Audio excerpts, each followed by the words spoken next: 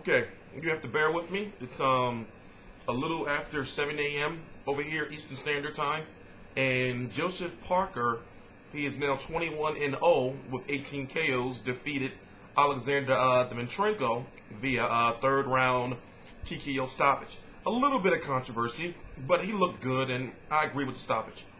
If you haven't seen the fight yet, you will be able to check it out on the replay. Will be on Sky Sports with the Bremer versus Cleverly card, or you can watch it on YouTube. I'm pretty much sure somebody's going to upload it to YouTube very soon. I am T-Street Controversy. This is T-Street Controversy Live. Let me put this out there first. Joseph Parker has fought 6 times in just under a year. Like 6 times in like 350 days or some shit like that. So people say, well, it's just another hand-picked opponent by him. Well, if you look at Alexander Dimitrenko, you know, he's had, I'm not going to say a good resume, but with big fights against Pulev and Eddie Chambers, when Eddie Chambers was good, you know, you have to say, okay, well, he's fought some names. When he fought Carlos Takam, there are some naysayers out there saying that he lost the fight. In my opinion, he won that fight. You know, I don't know what fight they were watching. He won. It was a close fight, but he won. A lot of people have been giving him shit because of that fight. And it was that fight where people started to say, oh, you know, he's got some real serious flaws. He's not going to be able to fight Anthony Joshua. Anthony Joshua's going to, quote unquote, spark him out in 4. I look at it like this. He's in a very, very interesting situation right now. And if you don't know the political landscape of boxing, then let me run it down to you. All right? Deontay Wilder is injured. He's a WBC champion at heavyweight. Alexander Povetkin versus Romain Stavern is going to be fighting for the WBC interim. Whoever wins that fight is going to fight Deontay Wilder when he returns. You have the WBA champion Tyson Fury with the WBA and WBO champion Tyson Fury, who has been found to have failed a drug test for cocaine. It is very, very, very, very, very likely that he is going to be stripped. If it's not for the drugs, it will be for inactivity. But either way, he's going to be stripped. So you have Anthony Joshua, who's an IBF champion who Joseph Parker has been calling out and saying that he wants to fight. Anthony Joshua is supposed to return November 26, 2016. Right now, it's October 1st, 2016. And the promoter of Anthony Joshua, Eddie Hearn, has been saying, well, you know, if we can't get that Klitschko fight, then, my bad, then, if we can't get that Klitschko fight, then we're going to go after, the mandatory, which is Joseph Parker.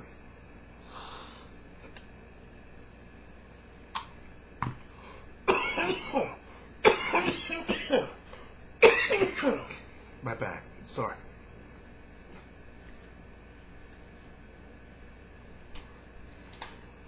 Now, Joseph Parker is in a situation where he can fight for that strict title of WBO, but he'll have to wait for Tyson Fury to be stripped. When will Tyson Fury be stripped? I'm going to say sometime within the next couple of weeks. But they want to announce that Anthony Joshua fights soon because, you know, if it's not going to be Klitschko, then they want to be able to promote him versus Joseph Parker properly to be able to sell, you know, like tickets and such and such. Well, what if Joseph Parker decides not to fight Anthony Joshua? And what if he decides to fight or to wait for the WBO to order him versus somebody for that WBO title? Here's the thing. Klitschko wants his belts back. Klitschko and Anthony Joshua want to fight each other, but they don't want to fight each other unless there's more than one belt on the line. So that fight is really likely not to happen in November because Eddie Hearn would have to find a bigger venue, meaning Anthony Joshua versus Vladimir Klitschko. And Vladimir Klitschko doesn't want to waste the training camp. Well, what if the WBO orders Joseph Parker to fight Vladimir Klitschko? Now, a lot of people are saying that the WBO is going to order Joseph Parker versus Andy Ruiz, but what if they order Joseph Parker versus Klitschko? Now, my question is, if Joseph Parker, right, decides to say, you know what, I'm not going to fight Anthony Joshua in a 7-fight, that would be 7 fights he would have within 14 months.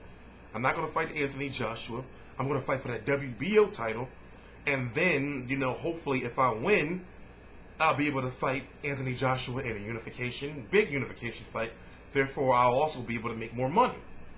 So it's going to be very interesting to see what he's going to do. The number 3 guys for the WBO right now are Joseph Parker, Vladimir Klitschko, Andy Ruiz, and if you want to throw in number 4, David Haye. Now, what if he does decide to go fight? What if he does decide to go fight Anthony Joshua? Then that would leave Vladimir Klitschko versus Ruiz, or even a David Haye for that WBO title. So, the political landscape is really, really heating up, and it's going to put Anthony Joshua in a situation if Joseph Parker doesn't fight him, because is Huey Fury still supposed to be returning in October? So if you look at the IBF rankings, remember when you're a champion, you have to fight somebody ranked in the top 15 of the sanctioning body that you're a champion of. So when it comes to the IBF, there's names there, but who's available? And also who can he fight that fans will want to see, meaning Anthony Joshua. So it's going to be very interesting to see what's going to happen. As I said, Joseph Parker looked good in the time that he was in there. There was a punch where he hit Dimitrenko, while he was down, but he hit him in the side. Either way, it was a good stop. He had nothing for him. And Joseph Parker looked good. I wanted this to be a longer video. I apologize. But early in the mornings, it takes me a couple of hours to get myself together. So I had just woke up, like, the first round of the Parker Dimitrenko fight. So I didn't have time to get, my lungs together.